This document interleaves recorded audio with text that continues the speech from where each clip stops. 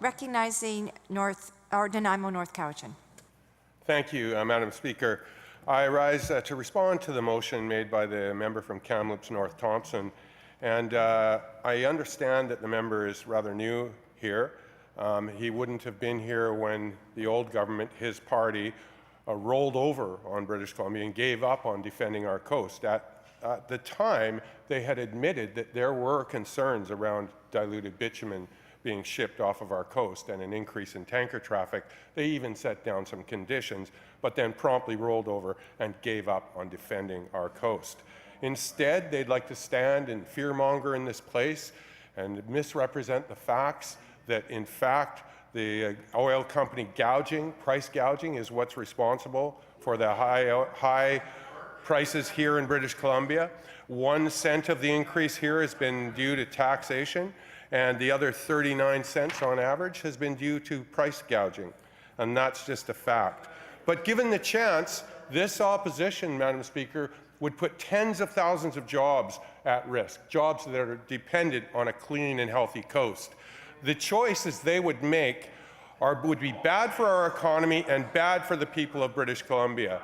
This government is concerned by the risk presented by increased tanker traffic, a 7-fold increase. We are concerned about the billions of dollars in coastal economic activity that would be threatened or destroyed by a major spill. We are concerned about the orca who would be so desperately affected by a spill.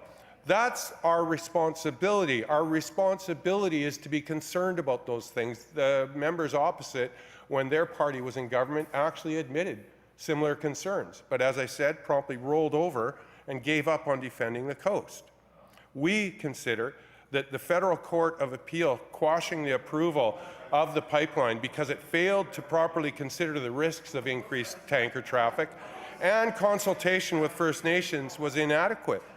We feel that that was an indication that the process was flawed and that we need to defend the coast.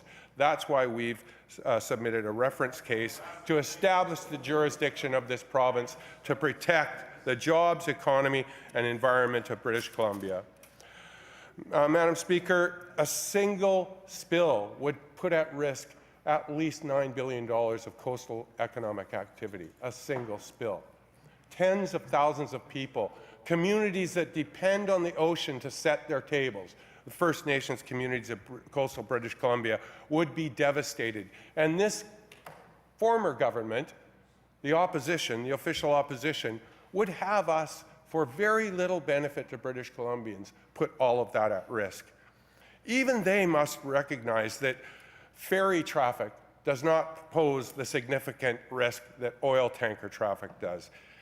So our government is looking to minimize the impact on killer whales, minimize the impact on the environment, and protect it from things that we consider to be not in the interest of British Columbians, our environment, our communities, or our economy. BC Ferries is considering battery propulsion for its vessels in order to cope with some of the noise issues around the conditions for orca. At the same time, it's also important that any government that's in power in British Columbia work to preserve and protect the transportation requirements of coastal communities. Our highway is a marine highway. And the decision the former government made to cut those services devastated communities. But it's important to note the flip-flopping of the opposition. They, at one time, admitted concerns about this project and diluted bitumen spills. In fact, the official opposition member from Skeena said the following on December 20th, 2013. Granted, that's 6 years ago, so there have been 4 or 5 flip-flops of policy by the opposition on this issue, but never mind. The member from Skeena said, "There's no real way to pick this product up out of a marine environment. If they can prove that, then show us where in the world it is being practiced around the world." I'm just not willing to actually put the Haisla in that position when he was chief of the Haisla Nation, Madam Speaker. He said, "We don't agree with the Enbridge project." On January 9th, 2012, he said, "That's set in stone because we haven't seen any technology out there that can guarantee that, number one, there won't be a spill, and that, number two, if there is a spill, that it can be cleaned up." Madam Speaker, they know.